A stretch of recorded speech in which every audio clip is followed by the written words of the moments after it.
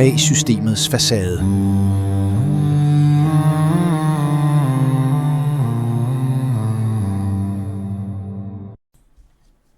Hej og velkommen til Bag systemets facade. I dag skulle vi jo så have været igennem med psykolog omkring FKU, men endnu en gang har vi valgt at udsætte den, fordi det faktisk er sådan, at i dag, og vi sidder og optager her torsdag, den 11. december, at i dag falder der faktisk afgørelse i børne- og ungeudvalget i Kim og Christinas sag, hvor der er indstillet til 2 års anbringelse, 2 års ophørt samvær og 2 års anonymisering af anbringelsesstedet. Men inden vi lige går i gang med, hvad der så sker over i børne- og ungeudvalget, så synes jeg faktisk, fordi det var jo sådan, efter vi havde optaget sidste gang, at der væltede det ind med papir, altså efter partshøringsfristen var udløbet. Ja. Og der kom rigtig mange papirer lige pludselig, og jeg fik i hvert fald samtlige papirer tilsendt, og det tror jeg også, du gjorde. Ja. Og en forespørgsel om vi vil lige prøve at kigge i de her dokumenter. Og vi finder faktisk rigtig mange ting i dem, som vi synes vil være relevant lige at prøve at vende, eller i hvert fald nogle ting, som, nogle ting, ja. som er helt mærkelige. En af de første ting, det var, og jeg måtte jo til at spørge dig til råd, Sara, fordi der gives 30 dage til genbehandling. Var det så fra børne- og ungeudvalget træffe afgørelse, eller var det fra formandsbeslutningen? Altså er det fra den 24. november, eller fra den 27. november, vi regner de her 30 dage? Det er fra formandsbeslutningen, så vidt jeg er orienteret. Det er fra formandsbeslutningen. Men 30 dage efter den 24. november, det er altså den 23. december, så at vi i dag har siddet i børne- og ungeudvalget i København, det undrer mig endnu mere, fordi så var sagen faktisk ikke gået over dato, som de påstår i papirerne, selv hvis det er formandsbeslutningen, vi regner fra. Og her samler vi lige op fra sidste gang, og det er jo fordi, at de sagde, at de kunne ikke gøre det den 23., fordi der var dagen overskredet med en dag. Ja. Og de kunne ikke gøre det den 18. på grund af inhabilitet i BOU-udvalget. Og derfor så skulle det være den 11. Men nu har vi jo så siddet og talt på fingre.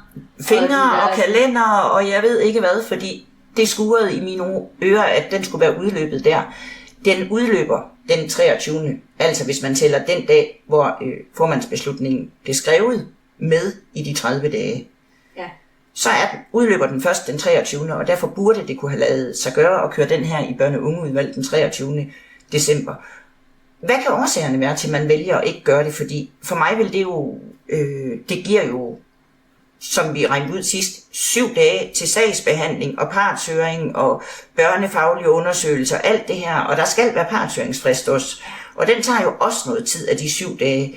Så man har jo presset sagsbehandlingen af den her sag så vanvittigt. Og det er jo kun noget, vi kan sidde og være forundret over, og vi kan sidde og tænke over, jamen hvad kan grundene være? Og det er lidt svært for mig rigtig at sætte mig ind i, fordi jeg tænker, jamen jo længere tid de har, jo bedre tid har kommunen til at samle oplysninger, jo bedre tid har de til ordentligt at partshøre forældrene, jo bedre tid har de til ligesom at til at gøre et ordentligt arbejde. Ja. Og det var jo også det, vi snakker lidt om sidst. Det virker som lidt sjusk og bare gamle dokumenter, der var kommet ind. Og så kan man så tænke, jamen er det på grund af den her inhabilitet den 18. ville dem reelt også have været der den 23. Men det burde de jo have skrevet. Er det fordi, de ikke gider at arbejde den 23. sådan dagen før juleaften?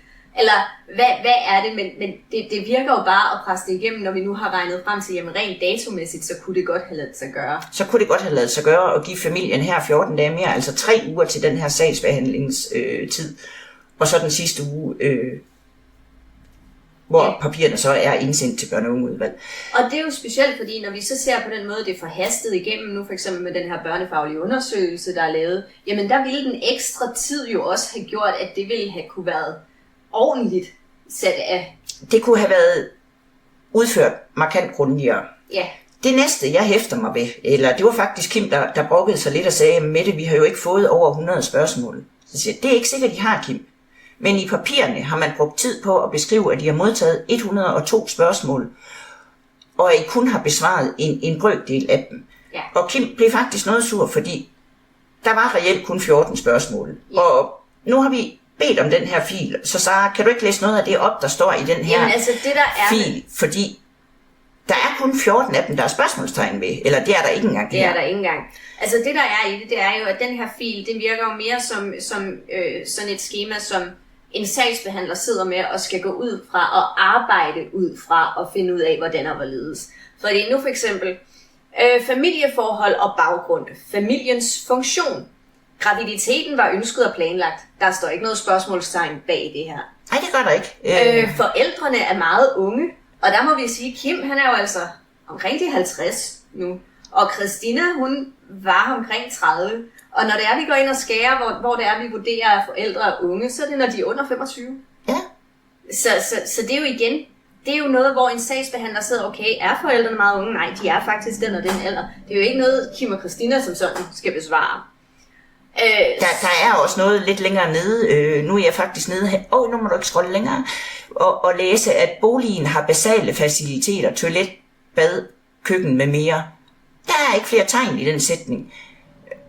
Hvad skal man svare på den? Altså det er jo ikke et spørgsmål, det er jo en konstatering. Så jeg kan da godt forstå, at Kim bliver lige lidt frustreret, når jeg siger over 100 spørgsmål. Men man har faktisk i papirerne, der er sendt ind til børne- og ungeudvalget her, valgt at bruge tid på at beskrive, at forældrene kun har svaret på få af dem.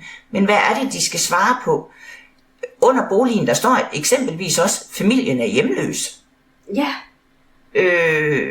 Altså, og det her, det er jo sådan nogle helt basale spørgsmål, som en socialrådgiver går ind og kigger på. Går ind og får afdækket, hvad er det for en familie, vi har med at gøre? Ja. Har de noget bolig? Er de hjemløse?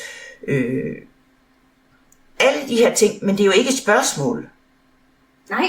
Til parret. Så jeg kan godt forstå, at Kim han faktisk blev lidt sur, da han lige hørte det. Specielt når man ser, hvordan de så har besvaret, fordi de har jo så taget de her overordnede emner, og så gået ind og beskrevet deres familie, og beskrevet, hvordan de fungerer, og beskrevet deres sociale forhold, beskrevet, hvordan de vil tage sig af Markus, skulle situationen være, at han kom hjem, beskrevet, hvordan de vil tage sig af hans behov, og alt det her. Og det var jo så det, vi fandt ud af, der var undladt. Det var det, der var undladt, og det var sådan en lidt sjov en at finde i dokumenterne, og det er jo det der sker, når vi er flere, der kigger på de samme dokumenter, så er det samtidig nemt at finde nogle andre ting. Det var også derfor, Kim har spurgt, om vi ville prøve at kigge de her papirer igennem. En tredje ting, jeg falder over, og den sad jeg faktisk og diskuterede med en advokat i tirsdags, for den forstod jeg absolut ingenting af. Der har været en sagsbehandler på den her sag i Brønderslev Kommune med et noget specielt navn, fornavn, efternavn, fornavn, mellemnavn og efternavn. Ja. Og vi har googlet lidt i dag og rodet lidt, og der findes under 3 personer, der har det her navn i Danmark. Og sandsynligheden for, at begge to, fordi under 3, det giver jo 2, at begge to skulle være socialrådgivere, er forrygende lille. Ja. Men faktisk, så det navn, der er på en socialrådgiver fra Brønderslev Kommune, der har håndteret sagen, er identisk med det navn, der underskriver, da man, skal vi kalde det, hjemgiver Markus, altså ophæver den anbringelse, der havde været af ham, for at udlevere ham til adoptanterne. Ja. Og det navn er jo så underskrevet i København. I Københavns Kommune, som en sagsbehandler af Københavns Kommune. Og da jeg lige sidder og diskuterer det her med advokat, så siger det er dybt inhabilt. Det er faktisk så slemt, at hvis du, lad os sige, Sara, du er ansat som sagsbehandler i Brønderslev Kommune og sidder og arbejder på min sag, hvis jeg havde haft en sag, så må du ikke, selv hvis du fysisk flytter til Odense, efterfølgende træffe en afgørelse i min sag i Odense, fordi så bliver det inhabilt. Ja. Så der er lige lidt ting i de her papirer, vi har faldet over, og hvor det er, man tænker, hvordan kan det her lade sig gøre? Hvorfor er det det her, vi ser? Hvorfor? Og jeg er nødt til at være ærlig og sige, nu har jeg læst rigtig mange sagsakter. Det er ikke den første sag i Brønderslev, hvor jeg ser, at en sagsbehandler pludselig figurerer over på Sjælland.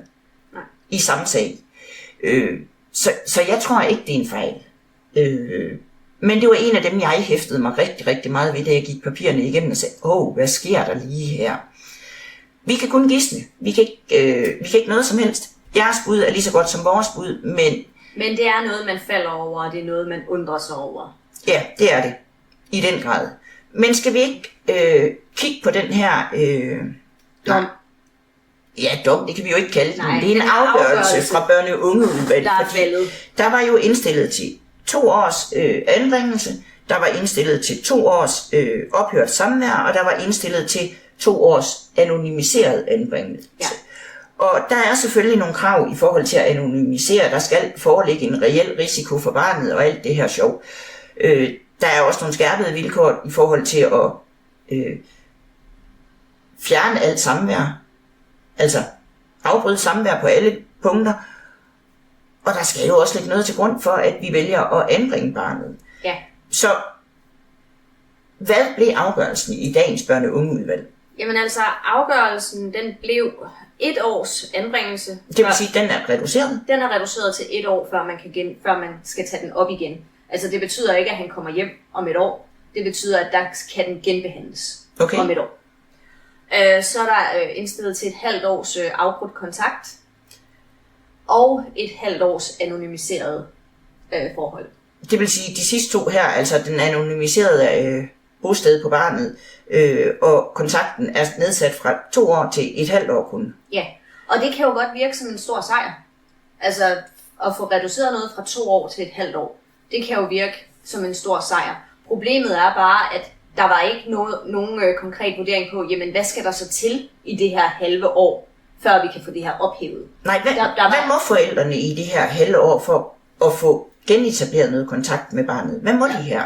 Det virker nærmere som en lappeløsning, fordi at man har skyndt det her igennem, så nu skal man bruge det næste halve år på at samle de rigtige papirer, få lavet en ny FKU, altså alt det her for, at man måske kan fastholde nogle af de her ting. Og her sidder jeg jo så og tænker, Menneskerettighedsdomstolen, den europæiske menneskerettighedsdomstol, og der ligger jo helt relevant praksis herfra, i de tilfælde, hvor en tvangsbortadoption er ophævet, hvor forældremyndigheden er tilbageført, men hvor kommunen fortsat forsøger at afskære kontakt.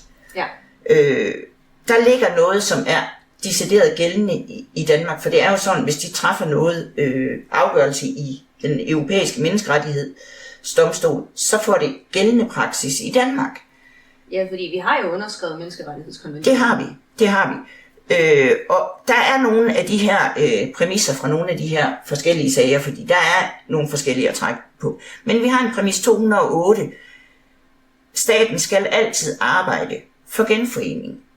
Ja. Det er jo ikke lige det, jeg hører her. Altså, vi fortsætter lige 1/2 år, hvor I ikke må vide, hvor jeres barn er, og hvor jeres barn ikke må se jer. I må ikke se jeres barn. Det er jo ikke en genforening i mine øjne. Altså der kunne man jo have sagt, at hvis det var, man så tog 1/2 år til at sige, okay, men Markus han skal blive bekendt om jer i det her halve år. Så nu er der krav om, at der skal sendes videoer fra Markus til jer, der skal sendes videoer fra jer til Markus, sådan så han får fortalt historien om mor og far. Hvis der ligesom var nogle krav indenover for at forberede Markus, fordi man bruger jo Markus og hans behov som grunden til alt det her. Ja. Men de her krav, dem var der ikke. Nej, det var der ikke noget af. Jo, familien måtte sende billeder til en sagsbehandler, som så kunne videre sende dem til familien. Fordi de må jo ikke vide, hvor familien er. De må ikke vide, hvem de er, så derfor kan de jo ikke sende direkte til familien. Så har vi en præmis 220. En myndighed må ikke basere afgørelser på forældede oplysninger uden en ny og konkret risikovurdering. Ja. Kan den være foretaget i den her sag? Altså, jeg vil jo sige, at man har åbenbart foretaget en risikovurdering på under en uge. Og man har ikke brugt nogen nye oplysninger. Nej, fordi risikovurderingen kom faktisk i løbet af den første time, hvor man vurderer, at Markus kom i livsfare, fordi forældrene fik forældremyndigheden. Lige præcis. Og den vurdering er jo så blevet taget ud fra de oplysninger, som har været med i Vestre Landsret og fra gamle sagsoplysninger fra Brønderslev Kommune.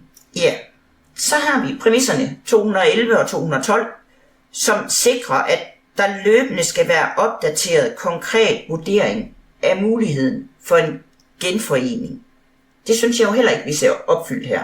Nej. Slet ikke endda. Artikel 8 i menneskerettighederne. Den bliver jo overtrådt, fordi der er manglende samarbejde eller manglende arbejde mod genforeningen. Og fordi man faktisk vælger at køre den her sag på de gamle oplysninger, som landsretten afviste, da den traf afgørelse om ophævelse af tvangsbortadoption. Det var jo det, vi kunne se, for de brugte jo oplysninger fra FKU'en igen og igen. Det var den landsretten afvist. Ja, det var den landsretten afvist. Finder du lige, vi har lige nogle punkter her, vi synes, vi vil kigge lidt nærmere ind på i de europæiske menneskerettigheder, hvor det faktisk er overtrådt i den her sag. Det er det. Myndigheder må ikke fastholde et barn i plejefamilie anonym placering, når forældremyndigheden er tilbageført. Dette er ekstremt vigtigt, og EMD er meget klar. Det er jo helt grotesk, for det er jo faktisk det, de gør med den her dom, eller afgørelse, der ligger nu. Det er det. Det er jo også det, de gjorde med formandsbeslutningen, som de også godkendte. Det var jo netop anonymiseret. Og der har de jo nogle tilfælde af, hvor det her det faktisk er blevet dømt i menneskerettighederne, som ved Kützner imod Tyskland i 2002 helt tilbage. Anbringelse må ikke udvikle sig til en ordning, der reelt ophæver familielivet, når mindre indgribende løsninger er mulige. Det er præmis 76-78. Ja. Når betænkeligheder ved forældreevne ikke længere består, skal barnet tilbageføres, og staten har en positiv forpligtelse til at understøtte genforeningen. Og det var så her, fordi forældreevne, det var jo det, FKU'en gik ind og bedømte på. Og det var det, Vestre Landsret sagde, jamen, den her FKU, den er simpelthen ikke holdbar. Ja. Så derfor så har man ikke noget på den her forældreevne. Og derfor skulle staten jo her netop have arbejdet på at få tilbagebragt kontakten, eller genskabt kontakten mellem Markus og Kim og Christina. Ja. Det er bare ikke lige det, vi ser her. Det er det ikke. Så menneskerettigheder og Københavns Kommune, det er ikke sikkert, at de er helt enige. Det er det ikke. Så har vi, kommunen må ikke sabotere genforeningen ved at afskære kontakt eller ved at skjule barnet uden tung begrundelse. Og det har vi, det var en sag, der var med RMS imod Spanien, og det var i 2013. Ja. Manglende samvær i længere tid skaber en kunstig udvidet afstand mellem barn og mor, som undergraver genforening. Krænkelse af artikel 8. Det er myndighedernes pligt at facilitere og støtte kontakt, ikke at forhindre den. Og her der gør de jo netop det modsatte af, hvad de er forpligtet til, altså de forhindrer kontakten her. Det er jo det. Og der er det igen, man kan gå ind og sige, jo, man kan godt kigge på Markus' behov, og det måske ikke er hans behov, at han skal i armene på Kim og Christina med det samme. Altså det her rette brud, vi snakker om. Det her rette brud, ikke? Og det har Kim og Christina jo heller aldrig lagt op til. De har jo hele tiden lagt op til, at Markus skal beskyttes i alt det her. Lige præcis. De skal selvfølgelig have deres kontakt med ham, de skal lære ham at kende, han skal lære dem at kende. Men det er ikke det, vi ser. Det er bare ikke det, vi ser, kommunen gør her. Det er ikke det, de gør. De gør præcis, og du siger, det er en der overtrædelse af artikel 8. Ja. Ja. Så har vi også, en sag, der er i Frankrig tilbage i 2000. Myndighederne skal aktivt hjælpe forældre i retningen af genforening, og de må ikke give op eller sætte hindringer i vejen. Altså jeg synes jo med på pænest mulig vis, at jeg vil sige, her er der i den grad sat hindringer i vejen. Kim og Christina må ikke vide, hvor deres barn opholder sig, og de må ikke have nogen former for kontakt. Nej. Og den her, lige præcis den her, det er jo desværre det, vi ser, ikke bare i Kim og Christinas sag, men i rigtig mange sager, hvor det er, der står jo i barnets lov, at man skal arbejde imod en hjemgivelse. Ja. Men vi ser meget sjældent det her arbejde, der skal være på at forbedre forældrene, forbedre deres familievilkår, forbedre deres livsvilkår, undervise forældrene eller understøtte noget som helst, for at forældrene kan få børnene hjem.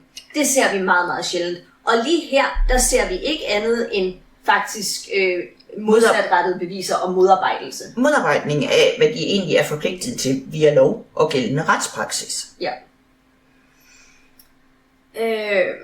Og så har vi igen den her brug af gamle, afviste eller ukorrekte oplysninger er i sig selv strid med EMRK. Og det er jo det faktisk hele Kim og Christinas sag helt tilbage fra den kørte i Brønderslev har kørt på urigtige oplysninger. Altså for eksempel det akutte grundlag, hvor man fjernede Markus fra fødegangen.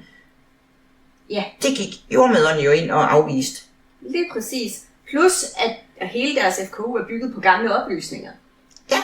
Og det er en Neulinger and Schuruk imod Schweiz, og det var i 2010. Ja. Afgørelser om børn skal træffes på baggrund af aktuel, individuel og konkret risikovurdering. Ikke på baggrund af forældede påstande. Men det har vi jo slet ikke kigget på her omkring Kim og Christina, fordi en time efter de får forældremyndigheden, der mener Københavns Kommune jo barnet er i livsfare. Ja. Så man har jo ikke nået at lave en ny risikovurdering på den her time. Jeg ved godt, der gik 17 dage fra, at dommen faldt, og til at Københavns Kommune skulle melde ud, at det var dem, der havde barnet. Men i de 17 dage har der ikke været kontakt til Kim og Christina? Der har netop ikke været nogen kontakt, hvor man har kunne gå ind og få samtykke til at indhente nogle oplysninger for at vurdere risikoprofilen på Kim og Christina. Nej. Domstolene kritiserer kraftigt myndigheder, der tager udgangspunkt i historiske forhold, uden at vurdere den nuværende situation. Ja, og det er jo faktisk det, Kim og Christinas sag er lidt kendt for. Altså 8-15 år gamle oplysninger i Kims tilfælde. Og der har vi jo så en sag fra Norge faktisk. Johansen imod Norge fra 1996. Igen, det her det er altså ikke nye afgørelser. Nej, det er ikke noget nyt, som kommunerne lige kunne have overset, der var kommet i sidste måned, eller inden for de sidste par måneder. Det er altså 96, det er faktisk rigtig mange år siden. Ja. Vi burde vide det her. EMD afviser brug af gamle, udtjente oplysninger som grundlag for indgribende foranstaltninger. Og så er det, vi lige skal huske tilbage i FKU'en. Kims nyeste oplysninger var 8 år gamle. Ja. Altså. Klart overtrædelse af menneskerettighederne, men ja. Det fortsætter åbenbart, kan jeg regne ud. Jamen, det gør det. Altså, kommunen kan ikke lovligt basere sig på forhold, som landsretten allerede har vurderet og afvist. Jamen, det gør de jo, for de bruger jo netop FKU'en som årsag for den her afgørelse, der er faldet i dag, og indstillingen til afgørelsen. Men FKU'en var jo det, landsretten skød ned, og sagde, at den ikke været vid nok. Ja. Så de overtræder jo igen her menneskerettighederne. Og så har vi en hemmeligholdelse af opholdssted kræver ekstremt tungtvejende grunde. Det er en ekstremt indgribende foranstaltning. AK og LV imod Kroatien i 2013. Anonym placering hemmeligholdelse må kun anvendes, hvis der foreligger bevis for reel fare. For eksempel vold, bortførelsesrisiko eller alvorlig stalking. Altså, der skal foreligge bevis. Der skal ikke være en formodning. Der skal være et bevis. Og det er der jo ikke her. Nej. Altså, til gengæld så ved vi jo, at Kim og Christina vidste, hvor deres barn var de første 4 måneder. De bortførte det ikke. De stalkede ikke plejefamilien. De opførte sig faktisk pænt og eksemplarisk. Ja. Det kan godt være sproget måske indimellem er smuttet, men det tror jeg, det ville for de fleste, der får taget et barn på forkerte oplysninger. Det er jo netop det. Altså, de har vidst, hvor barnet var. De har ikke bortført barnet. De valgte at føde i Danmark, på trods af, at kommunen siger, at de havde tænkt sig at flytte og gøre det i Tyskland. Jamen, hvorfor gjorde de det så ikke i Tyskland? De fødte i Danmark, fordi de ville være tæt på deres særbarn. Altså, de har ingen grunde til at skulle kidnappe.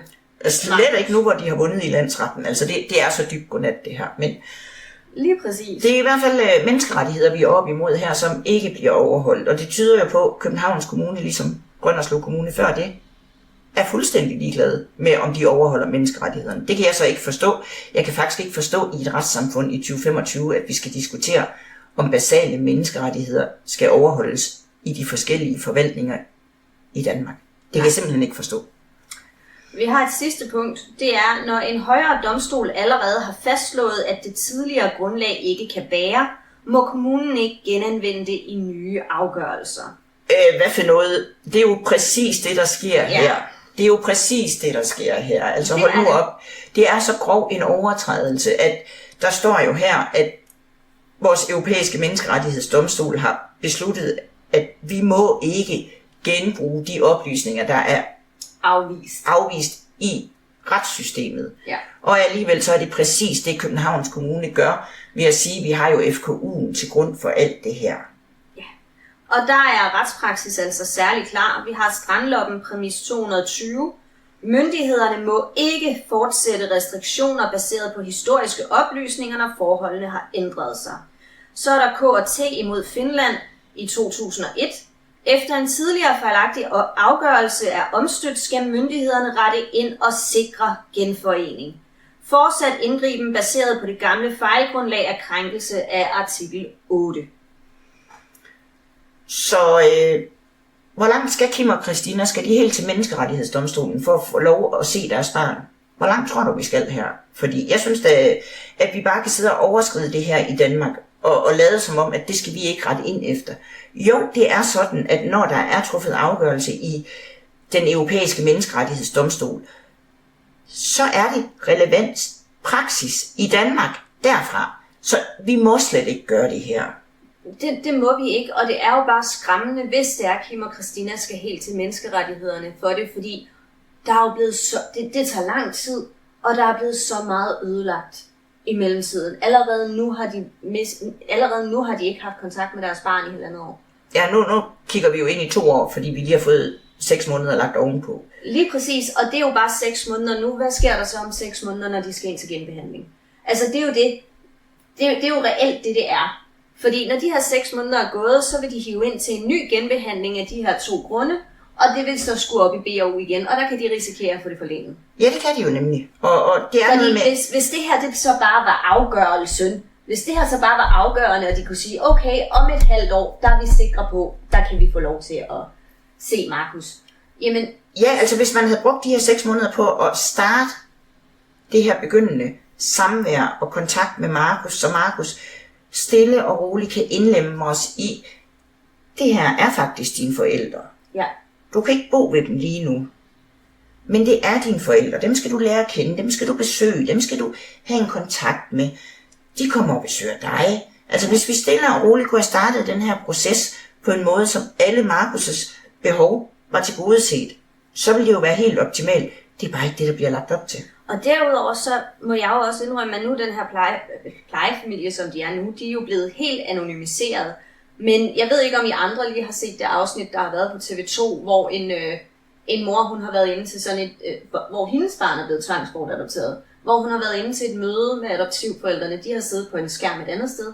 Men de har jo kun fået hendes sagsoplysninger at vide fra før. Altså, de har jo et helt billede af, hvordan hun er. Der er jo heller ikke gjort noget her for at prøve at lave et samarbejde imellem Kim og Christina og plejefamilien. Altså, plejefamilien har kun et udtryk om, hvem Kim og Christina er, baseret på oplysninger og mavefornemmelser, og om, at de er en farlig familie. Altså, de har jo kun de her forkerte, ukorrekte oplysninger, forældede oplysninger, som vi andre sidder og læser i den her FKU og sådan noget. Ja. Og min første vurdering, da jeg læste FKU'en, det var, hvis det var det eneste, jeg vidste om den her familie, så havde jeg også sagt, at de skulle ikke have børn. Det er jo det.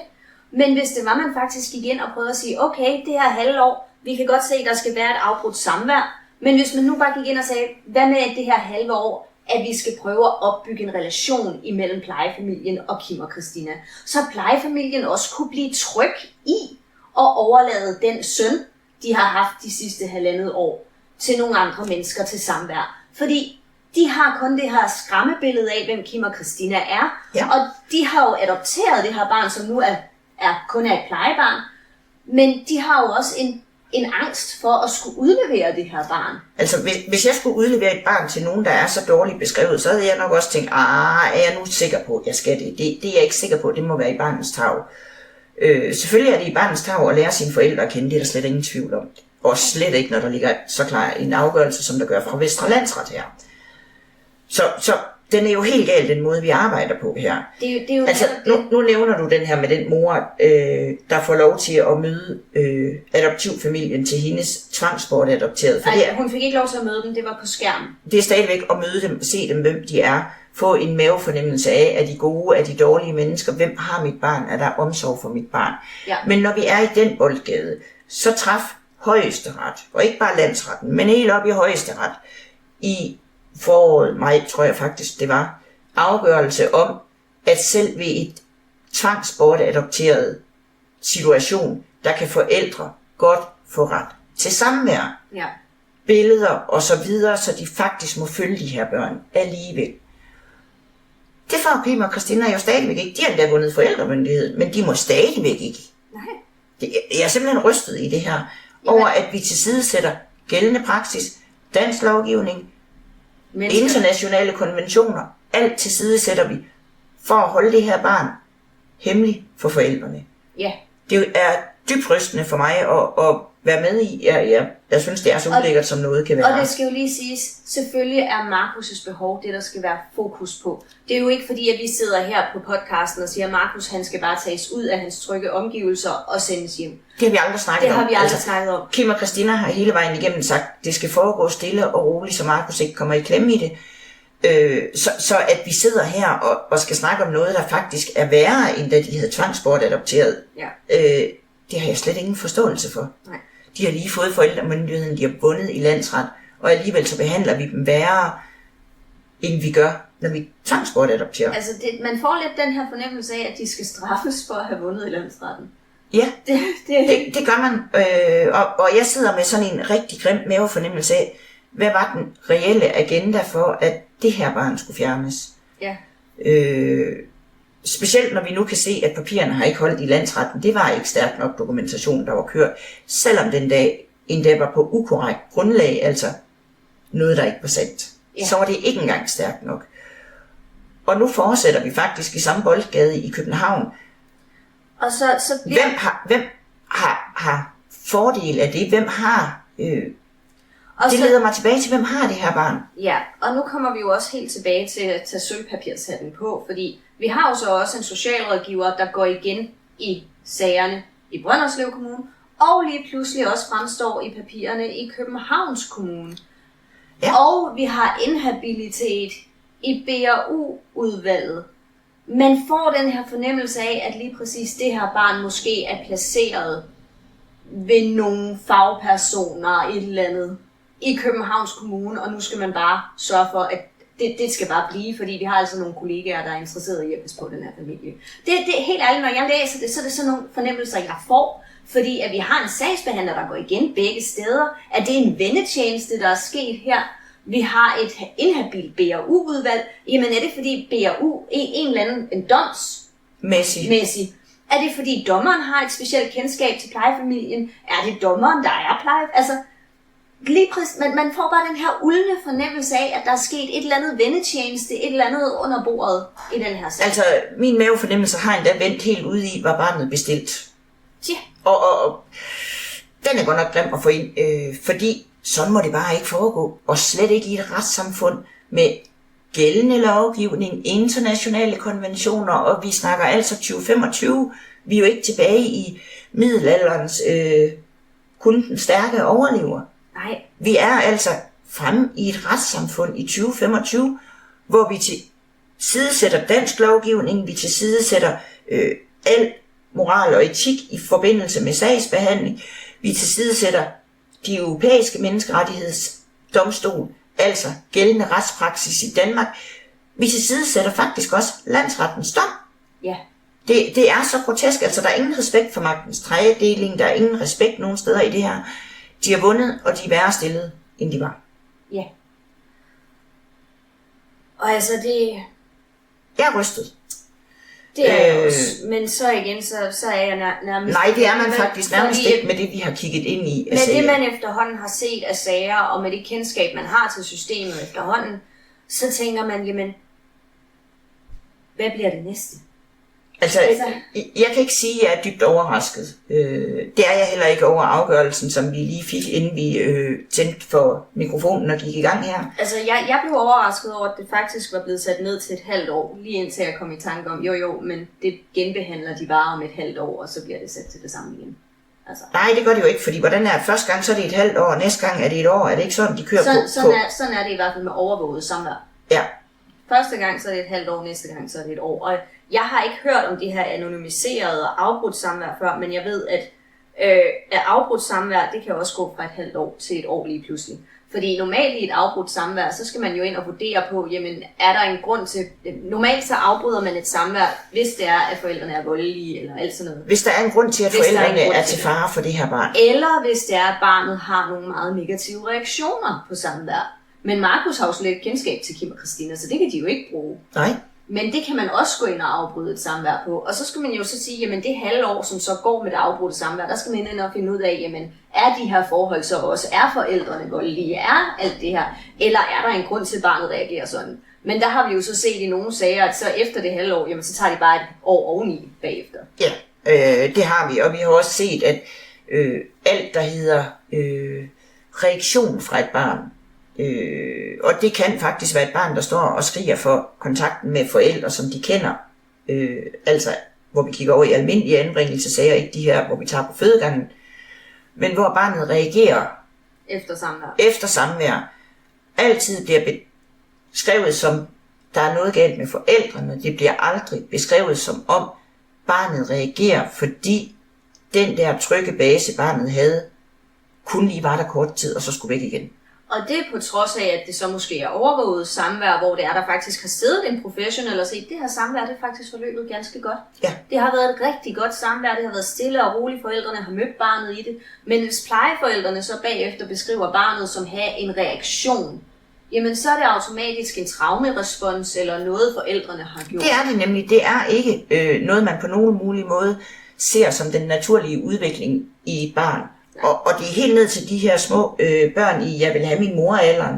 Når mor skal forlade et samvær, så reagerer barnet. Ja, selvfølgelig gør de det, fordi de er lige i den her periode, hvor mor er det eneste, der dur. Eller far for den sags skyld, for vi skal jo ikke afvise, der også findes fædre, der får den rolle. Det er dog oftest mor, der får den her, jeg vil have min mor-ting. Ja, men det er jo faktisk også noget, som, når vi har haft den her snak med Kim og Christina, at de har været bekymrede for, skulle der ske opstå samvær med Markus. Det er jo den her frygt for, at fordi plejeforældrene har det her grimme billede af, hvem Kim og Christina er, at så vil det blive brugt som et våben. At så vil der være beskrivelser på, at Markus han er utryg ved Kim og Christina. Jo, men det er også nogle mennesker, han ikke kender. Ikke? Altså, at der vil blive de her beskrivelser, som så vil kunne blive brugt til, at så skulle Markus ikke have kontakt. Altså her kan man jo sige, her må den jo være lidt forstærket, fordi vi må jo formode, at plejefamilien, han er ved nu, Markus, er den adoptivfamilie, altså dem, der troede, de havde et barn. Ja. Og det havde de også i 1,5 år, indtil Vestre Landsret gik ind og ophævede deres adoption af barnet. Og de har jo alt muligt incitament til, at der ikke skal være en god relation mellem forældrene, fordi hvis nu vi kan komme ud, som vi havde kigget efter, altså som de lagde op til her med 2 års alt afbrudt, 2 års anbringelse, anonymiseret opholdssted og afbrudt samvær, jamen så havde vi jo lænet os op af, at vi om 2 år kunne gå ind og lave det, der hedder en relationsbortadoption. Ja. Altså, så hvis I bare spiller med her i 2 år, og det er bare min mavefornemmelse, men de har jo alt incitament til det her, fordi de gerne vil bevare det barn, de egentlig en gang har lukket ind i deres familie og deres hjerter. Og igen, vi kan jo ikke udtale os om den her adoptiv- eller plejefamilie, vi kender dem ikke. Men jeg er da helt sikker på, at hvis jeg havde taget imod et barn og lukket det ind i mit hjem som et barn, jeg havde taget ansvar for på alle punkter, altså adopteret et barn, så ville jeg da nødig give det her barn fra mig igen. Og specielt ikke, hvis du har fået at vide, at de biologiske forældre er nogle forfærdelige mennesker, der ikke kan finde ud, altså der er mentalt retarderet og ikke kan finde ud af noget som helst, og er voldelige og alt muligt. Altså, det skulle min lille baby, der ikke sendes ud i, altså. Nej. Så hele incitamentet for, at plejeforældrene faktisk ønsker den her relation, den er der faktisk ikke. Nej. Tværtimod, altså må man sige. Det må man jo forestille sig. Vi ved det ikke, men det er jo det, vi så jeg kan godt forstå Kim og Christinas bekymring for, hvis de får samvær, hvordan bliver det så beskrevet? Er der så nogle reaktioner, som kommer til at lægge dem til last? Jeg kan godt forstå deres bekymring i det, og jeg synes faktisk, den er helt reel, fordi det matcher meget godt, hvad vi ser derude. Det gør det. Vi kan ikke udtale os om det her hold plejeforældre eller tidligere adoptanter. Og det er jo ikke sket endnu, der er jo ikke nogen der er jo ikke på samvær. Gjort tegn til noget samvær. Men det er jo en bekymring. Det er en bekymring, og den skal selvfølgelig i tale sættes. Ja. Fordi det er vi nødt til. Men hvad tænker vi, der sker nu? Kommer Kim og Christina til at acceptere den her, eller kommer de til at anke den?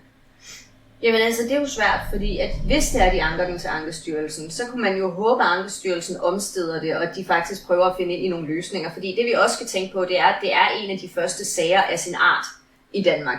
Så der står ligesom også et BRU-udvalg, og der står en kommune, som ikke rigtig ved, hvad ben de skal stå på, fordi det er ikke rigtig på den måde sket før. Men man kunne jo håbe, at Ankestyrelsen træffede en anden afgørelse, at Ankestyrelsen var opdateret på menneskerettighederne, og Ankestyrelsen ligesom gik ind omkring alle de her forvaltningsmæssige ting, der skal være i orden. Det er bare ikke det, vi ser. Men hvis de vælger at anke den til Ankestyrelsen, så kan Ankestyrelsen jo enten vælge at træffe en anden vurdering. De kan vælge at give BRU medhold, at de stadfæster den, men de kan faktisk også vælge at gå ind og lave en egen vurdering af sagen, hvor det er, at de så måske sætter noget af tiden op. Så hvis vi anker den her, eller hvis Kim og Christina anker den her, så risikerer de faktisk bare, i værste tilfælde, lad os lige sige det, og ende tilbage på, at det er 2 år. Det er 2 år med afbrudt, og 2 år med anonymiseret, og 2 års anbringelse osv. Ja. Og Ankestyrelsen her, jeg tænker jo, det var dem, der bortadopterede barnet tilbage i april 24. Ja. De ville jo have, kunne jeg tænke mig, alt muligt lyst til, at den der afgørelse, de har truffet i 24, den alligevel holder. Så jeg kunne ikke forestille mig, at de faktisk går ind og siger, ej, vi har altså lavet en fejl, nu laver vi om. Det er ikke det, jeg synes, man kan håbe, man men kan det er håbe, ikke. men det er ikke det, jeg synes, jeg hører om derudefra. Det er ikke det, jeg synes, jeg kan læse i papir derudefra, selv når Ankestyrelsen får en over næsen, fordi de har lavet et eller andet forkert, og bevares, vi er alle mennesker. Ja. Jeg synes bare ikke, jeg læser i de sager, at de faktisk går ind og retter op. Altså den normal, jeg har fået nogle anbefalinger flere gange. Og det er, at hvis den er sat til 1 år, så ank til Ankestyrelsen. Og det er fordi, at når du anker fra Ankestyrelsen, og den skal videre i byretten, at der er der cirka 1 års behandlingstid. Hvorimod, når det kun er et halvt år, jamen så hvis det er, at du anker den til Ankestyrelsen, og de sætter den op, jamen så har du allerede mistet. Hvorimod, at når det kun er et halvt år, så lad det halvt år gå. Altså, jeg er jo nødt til at grine lidt her og smile lidt, fordi jeg ser faktisk også indkaldelser til Ankestyrelsen på noget, der var for 6 måneder, men det er jo faktisk ikke noget at blive behandlet. Der har vi jo så, lige præcis på børne- og ungeområdet, der har vi jo så, at når det er en BAU-afgørelse, så skal det behandles i Ankestyrelsen inden for 2 måneder. Ja.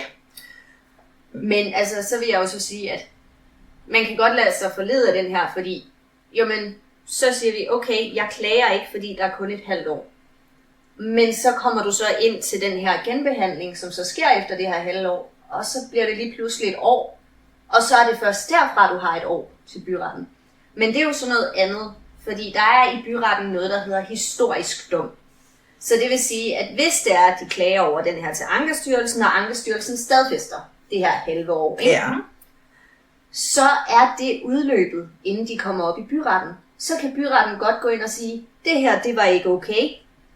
Der skulle ikke være det her halve år, men det bliver til en historisk dom, og det er ikke noget, de kan bruge til noget.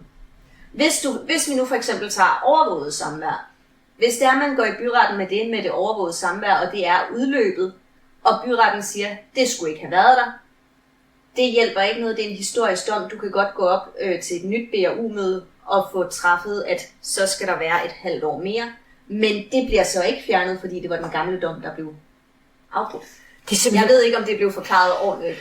Jo, det gjorde det egentlig. Jeg synes, det er fuldstændig grotesk, at hvis du går ind og vil klage over den her, jamen dommen gælder jo, eller afgørelsen gælder fra det sekund, den er truffet. Ja. Når det går systemets vej. Ja. Men hvis vi lige vender tilbage til dommen fra Vestre Landsret, så går der 17 dage fra den er truffet til Kim og Christina for forældremyndigheden. Ja. Jeg har ikke forstået de her 17 dage, for hvorfor skal systemet have 17 dage, når forældrene skal rette ind øjeblikkeligt? Ja. Jeg forstår det ikke. Der er faktisk mange ting, jeg ikke forstår, når vi kigger i de her børnesager. Der er rigtig mange ting, og helt galt, når jeg så også finder noget, der kolliderer med gældende retspraksis, fordi det kan næsten ikke være i, at vi ikke overholder, at vores system ikke overholder loven. Nej. Og det er jo netop det, fordi at hvis det er, vi bare går ind på den retspraksis. Hvis jeg laver noget, hvis jeg nu går ud og slår en eller anden, og så siger, jamen jeg vidste ikke, det var ulovligt at slå, så bliver jeg stadig straffet, fordi det er min pligt som borger at holde mig oplyst om, hvad der er lovligt og ulovligt i et land. Ja. Men når forvaltninger, kommuner, systemer bryder loven, så skal man have den helt op i menneskerettighederne. Ja, så er det faktisk konsekvensfrit, fordi de bliver nemlig ikke straffet. Sagsbehandleren bliver ikke straffet for at være inhabil og underskrive både i Brønderslev Kommune og i Københavns Kommune. Sagsbehandleren bliver ikke straffet for selv at finde på ting til for eksempel med jordmødrene.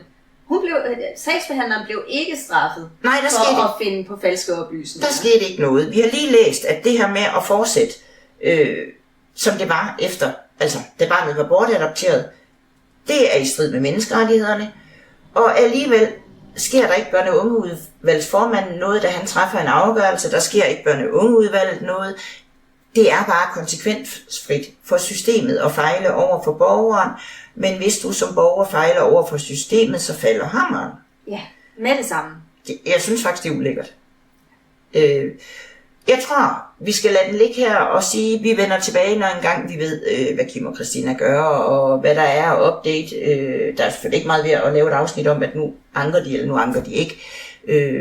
Men på et eller andet tidspunkt kommer der noget update i den her, og der følger vi selvfølgelig med. Det gør vi også i andre sager, vi har kigget ind i, fordi det er relevant at følge sagerne efterfølgende. Det er det.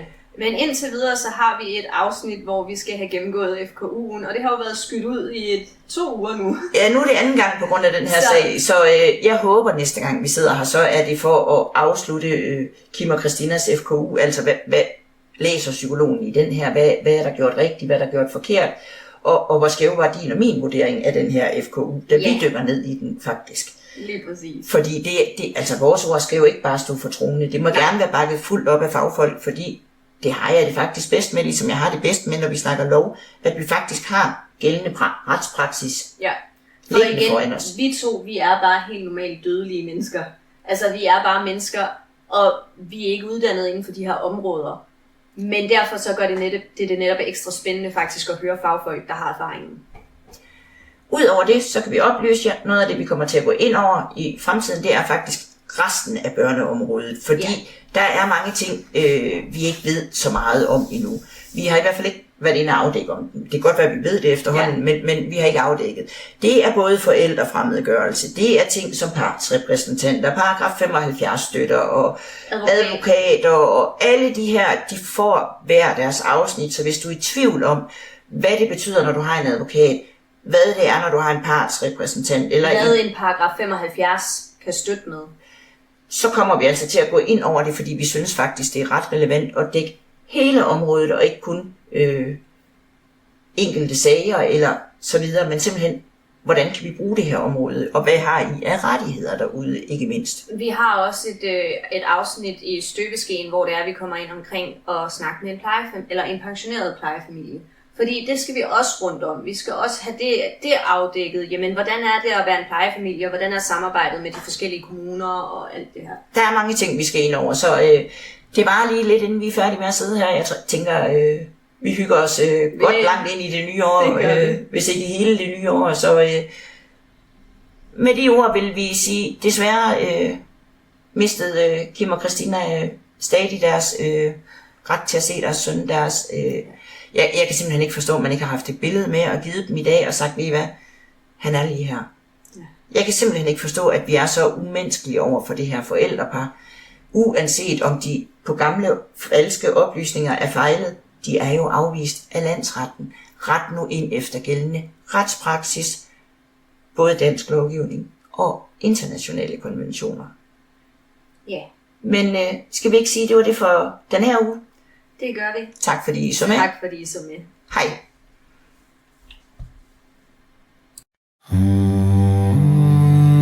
Bag systemets facade.